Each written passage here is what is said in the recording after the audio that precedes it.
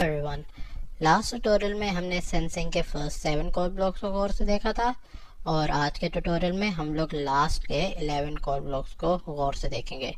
तो let's start with mouse down.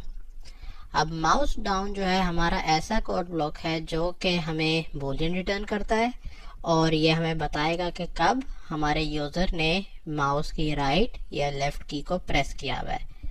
तो अगर इस कोड को मैं डेमोन्स्ट्रेट करूं तो मैं सबसे पहले ग्रीन फ्लैग क्लिक लाऊंगा और उसके बाद फॉरएवर का ब्लॉक लाऊंगा क्योंकि मुझे बार बार चेक करना है। और उसके बाद इस इफ कंडीशन में मैं अपना माउस डाउन यूज कर सकता हूं। और लेट्स से अगर यूजर ने माउस डाउन किया हुआ है तो मैं लुक्स में जाके यस लिख देता हूं फॉर 0.5 सेकेंड्स।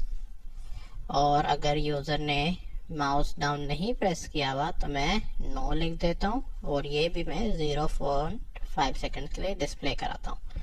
और अब मैं इस कोड को रन करता हूँ तो हम लोग देख सकते हैं कि मैंने अभी अपने माउस का लेफ्ट या राइट की प्रेस नहीं की हुई तो नो लिखा आ रहा है। और अब मैं इसे प्रेस कर रहा हूँ तो हम लोग देख सकते हैं कि ये फौरन यस लिखा गया।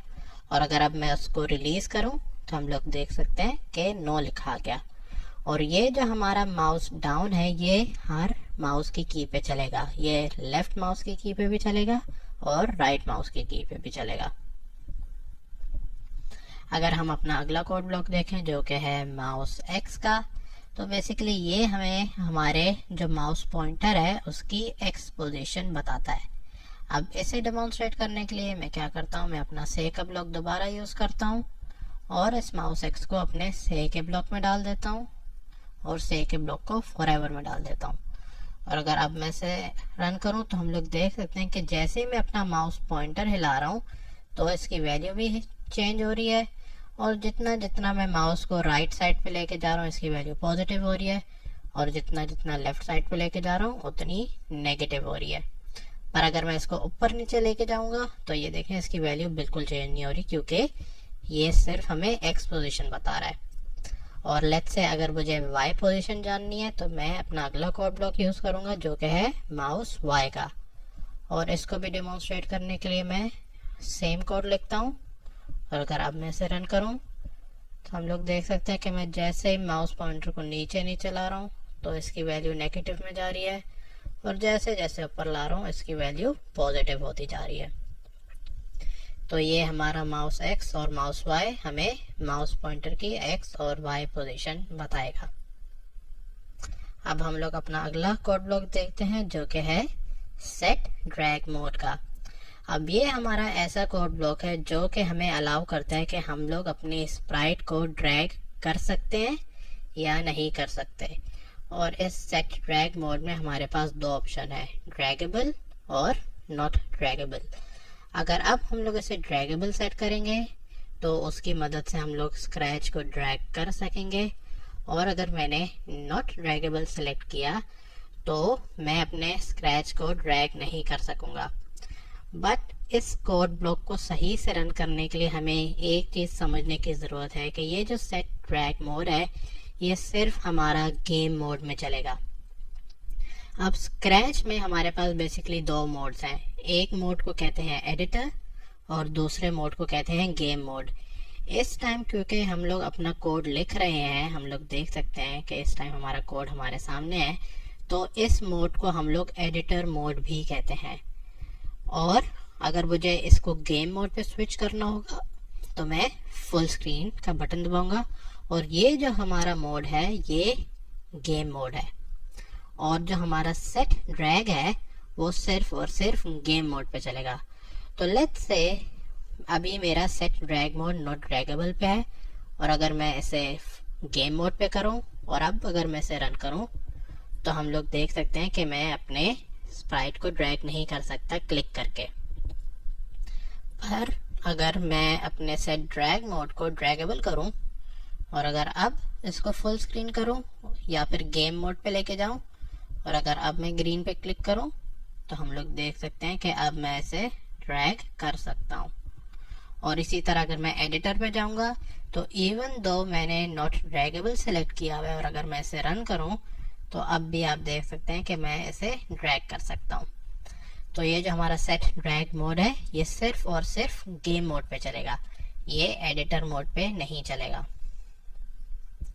अगर हम लोग अपना अगला कोड ब्लॉक देखें जो कि है लाउडनेस का, तो ये बेसिकली हमारे जो वॉइस है उसकी लाउडनेस बताता है और करंट लाउडनेस को शो करने के लिए मैं टिक कर सकता हूँ।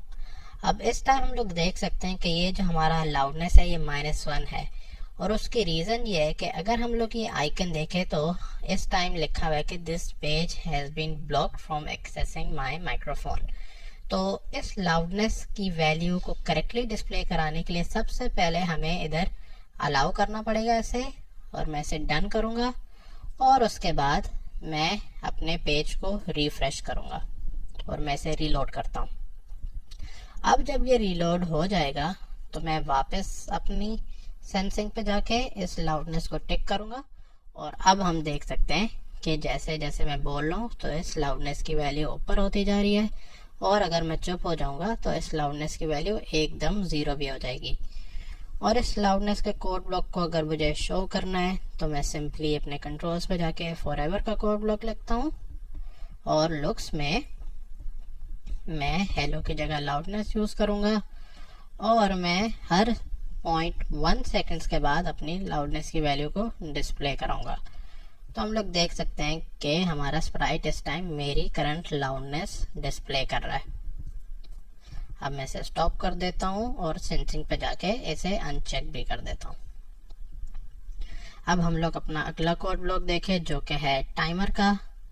तो ये बेसिकली हमारे करंट प्रोग्राम का रनिंग टाइम बताता है और अगर मैं इसे टिक करूं तो हम लोग देख सकते हैं कि इस टाइम हमें 26 सेकेंड्स हो चुके हैं कि हमने ये स्क्रीन खोल के रखी हुई है और इस टाइमर को भी मैं अपने सेव ब्लॉक में ऐसे यूज़ कर सकता हूं। और अगर मैं इसे रन करूं तो हम लोग देख सकते हैं कि मेरा टाइमर डिस्प्ले हो रहा है। और अगर मैं अपने नेक्स्ट कोड ब्लॉक को देखूं जो कि है रीसेट टाइमर का, तो ये बेसिकली क्या करेगा, ये हमारे टाइमर को रीसेट कर देगा।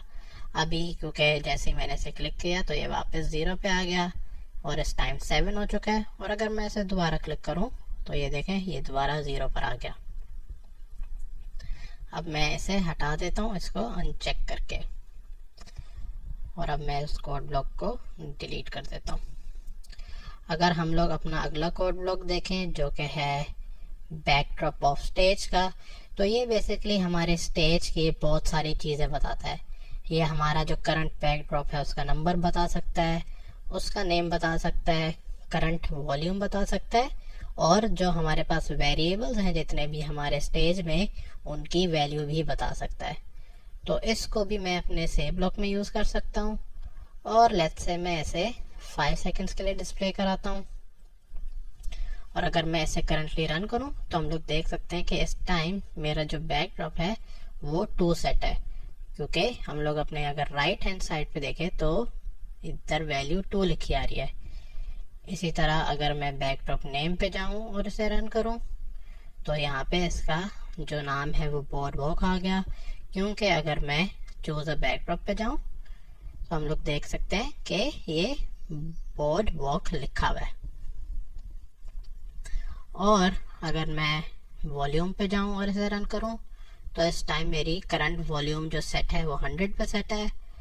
और ये जो माय वेरिएबल है अगर मैं इधर जाऊं और इसे रन करूं तो करंटली इधर 0 आ रहा है, क्योंकि अगर मैं अपने वेरिएबल्स पे जाऊं तो हम लोग देख सकते हैं हमारे पास ये माय वेरिएबल बना हुआ वेरिएबल। और लेट्स से अगर मैं इसको 10 पे सेट करता हूं और अगर इसे रन करता हूं और इसे शो भी कराता हूं, इस टाइम हमारे वैल्यू 10 है और अब हमने देखा यहाँ भी वैल्यू ऑटोमेटिकली 10 हो गई। अगर मैं इसे इंक्रीज करता हूँ और इसे अगर रन करूँ तो ये देखें इसकी वैल्यू 27 हो गई। तो इसी तरह हमारे पास अगर अपने स्टेज पे और भी वेरिएबल्स ऐड किए हुए होंगे तो वो वेरिएबल्स इस लिस्ट में आते रहेंगे। अगर मैं अब अपने अगले कोड ब्लॉक की तरफ जाऊं जो कि है हमारा करंट ईयर का, और इसको भी मैं अपने लुक्स के कोड ब्लॉक में यूज़ कर सकता हूँ, तो ये जो है हमें अपना करंट ईयर बताएगा। तो इस टाइम ये वीडियो मैं 2020 ईयर में बना रहा हूँ तो ये 2020 आ गया। और इस टाइम इसका मंथ जो है वो 7 है, तो ये जुलाई का मंथ है। और इसी तरह मैं days of week, hour, minutes और सेकंड भी डिस्प्ले करा सकता हूँ। अगर हम लोग अपने अगले कोड ब्लॉक की तरफ जाएं जो कि है डेज सिंस 2000, तो ये ऐसा कोड ब्लॉक है जो कि हमें नंबर ऑफ डेज बताएगा सिंस 2000।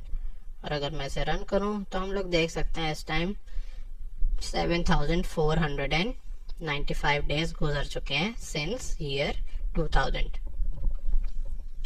और जो हमारा आज का लास्ट कोड ब्लॉक है वो है यूजर नेम, और ये बेसिकली हमारा करंट यूजर नेम बताएगा।